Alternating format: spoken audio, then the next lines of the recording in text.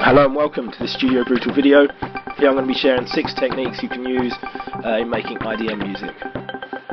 So yeah, there's sort of glitchy effects, weird random effects using sample and hold LFOs and velocity to modulate weird stuff and make it random.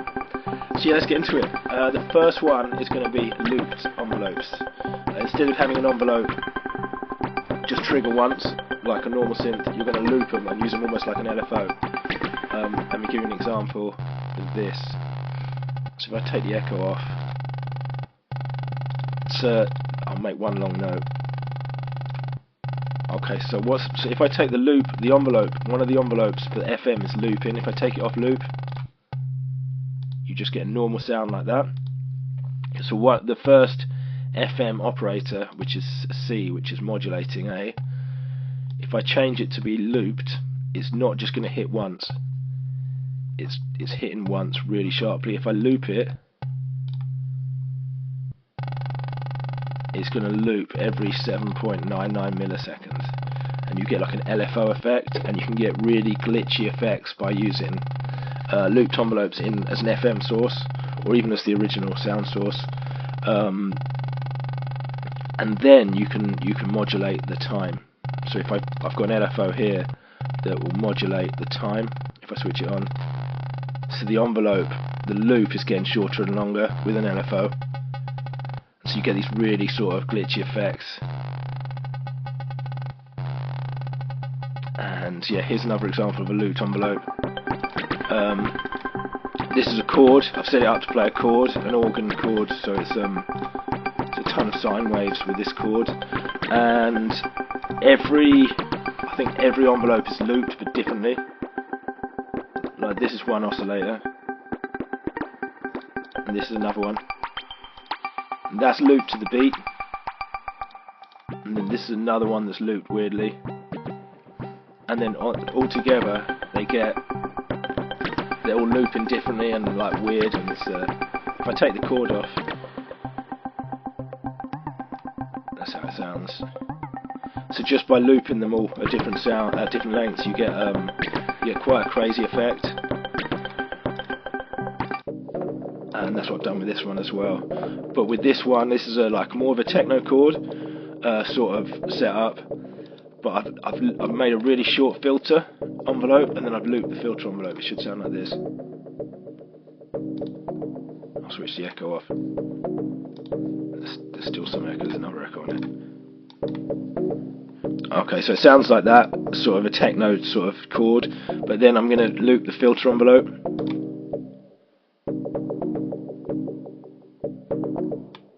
And you get like these really cool sort of stuttering effects. It's not looping in time with anything, it's just on sort of this random time.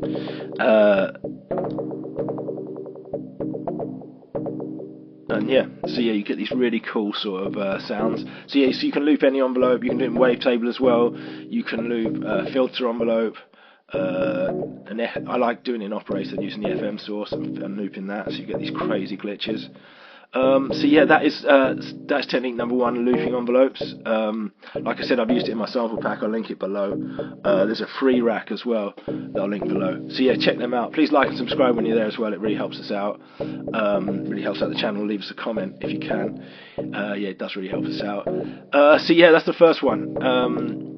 Looped envelopes. Wherever you're using an envelope, try and loop it. The second technique is this one, which is using grain delay, and especially the feedback. This is quite a crazy sound. That's the normal sound, but by adding grain delay, I can just make it go nuts. Grain delay slices. It basically it slices. It makes loads of really small slice delays, but it changes pitch. So you can set the pitch so it changes. So it drops down, so every slice drops down. You can set the spray so that they all change differently again. You get lots of smaller, slightly off tune, off time slices as well. So you want to play with the pitch. I normally try and keep the pitch in key, like 7 semitones or something like that. So you get like these minor sort of repeats. So yeah, that's just a real easy one, using grain delay. It's a fairly standard one. You can use one or two, or like however many you want in your effects chain. Also, beat repeat. I mentioned beat repeat now. It's a real simple one, but I use it a lot in my packs. I turn it up so you get like a lot more close. So yeah, basically what the beat repeat is doing is it's just slicing, taking the slice that's incoming, and repeating it, obviously. But you can set it up so it's got a variation, which means it will change the timing, and so it's all over the place. You can make it so it changes pitch as it repeats, like that. And you can really quickly get very glitchy, and it can be too much and it's too stuttery, so I would normally always stick an echo after it and a reverb to sort of smooth it out and delay it, so it's quite nice. And you can get like really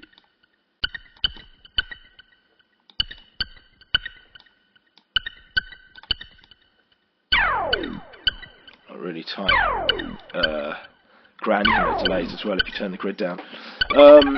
So yeah, that's it. It doesn't need much more explaining. Beat repeat's fairly simple. You can find these. I've put them in a lot of my racks, and you find them at the beat repeat chants and stuff macroed up at the front, so you can just tweak it there.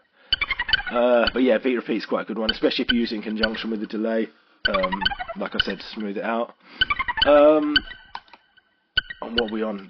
So that's like that's number 3. The fourth one, which is probably my favourite one, one of my favourite ones to use, is using random velocity. So basically, what I do is this the fourth technique. Yeah, we did beat, repeat, grain, delay, and looped envelope. So yeah, this is the fourth one. This is random velocity. So what you can do is you set up a fairly standard synth sound like this in wavetable, and then here everything that's moving or being modulated, you can see I've set to be modulated by velocity. So if you play the note harder or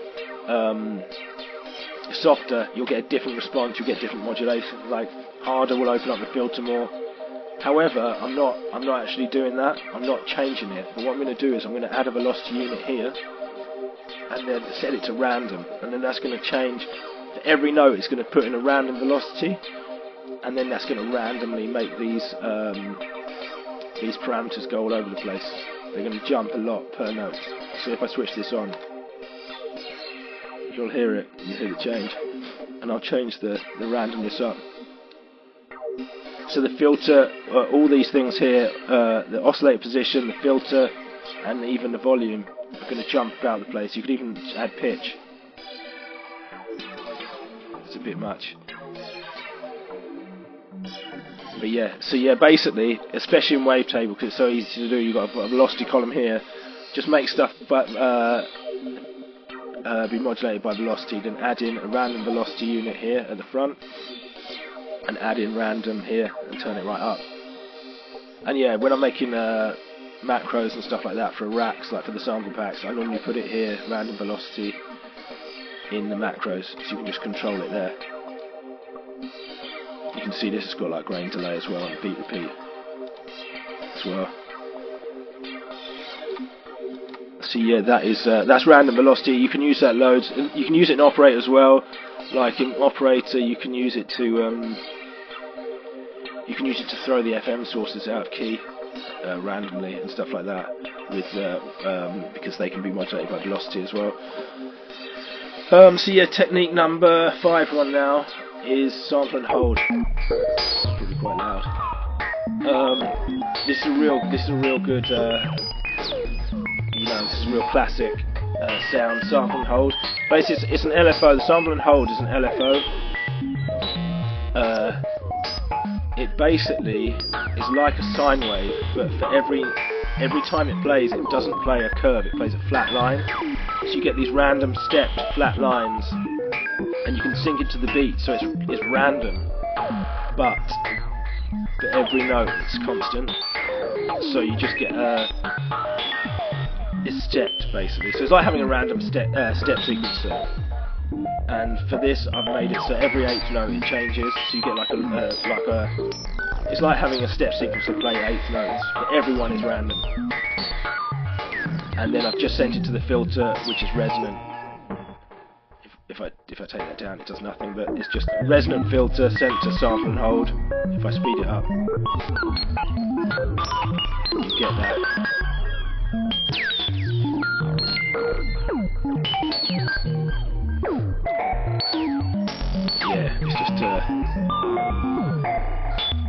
Yeah, it's just been used loads in IDM. So yeah, send it to a filter, make it resonant. You can use it for loads of modulation, but that's the classic one. Sample and hold, 8th note, send it to a resonant filter. But yeah, you can use it for anything, especially in wavetable. You can control loads of stuff with it. And yeah, my last one, which is technique number 6, which is using an arpeggiator. This is for when you want to have arpeggiated sequences and make them random. You can see on this I'm using a velocity technique that I mentioned earlier. I'll switch that off now. So what I've got here is an arpeggiator that is it's just making an arpeggiator. It's putting out a sequence of notes basically that work in key. But then after I've got this random thing. So this is then it's going to make a nice arpeggiation, a nice little sequence, but then it's going to take some notes and throw them right off.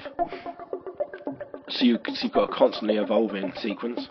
I've also put the velocity here and set the arpeggiator to be modulated by velocity too.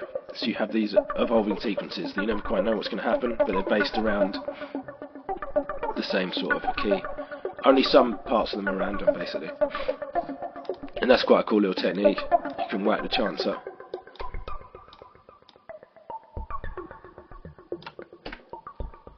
But yeah, you can tame it down with chance so it doesn't go out too much. And yeah, so that's it. Yeah. So yeah, if you're going to do that, I would definitely use velocity as well and switch it on here. So the arpeggiator is random on the velocity and random on the notes separately. And you get a nice little sequence just chucking out similar arpeggiations each time, but they're all a bit different and random. And it's a cool little thing as well. I think as well, I've set velocity, which is the technique I mentioned before. I've set velocity to throw out this FM operator as well. You can see here, this will go out of tune. I'll turn it up. This will go out of tune, down, every time velocity is different. So you're getting so the velocity as well is making the FM out of tune, different for every, and it's constant for every note. It will be the same until the next note's played, and then it'll be randomly different. So yeah, these are the 6 techniques: random, using random pitch with an arpeggiator, using sample and hold, especially to a resonant filter, using random velocities, using beat repeat, grain delay. They're fairly standard, and the looped envelopes. The looped envelopes is is probably my favourite one. But yeah, you can, like I said, you can use all of these together. Like this one has got velocity, throwing out random notes, as well as to tweak the synth, as well as looped envelopes, and yeah, and it's all delayed and reverbed. So yeah, that's it. That's 6 techniques you can use in IDM. There'll be a load more. I think I've got another video coming up which I'll show follow actions and stuff like that, but I'll do that in a separate video. So yeah, that's it. 6 IDM sequences, techniques you can use in your sequences. I hope you found this useful. And yeah, if you want to get the pack where I've used most of these, all these techniques in that pack, sometimes together, there's like over 50 racks. I'll link that below with 60% off, so if you do want to get it, it'll be a big discount. And yeah, hope you find these useful. And yeah, that's it from me. Good luck with your music making. Have a good day. Take care. Goodbye.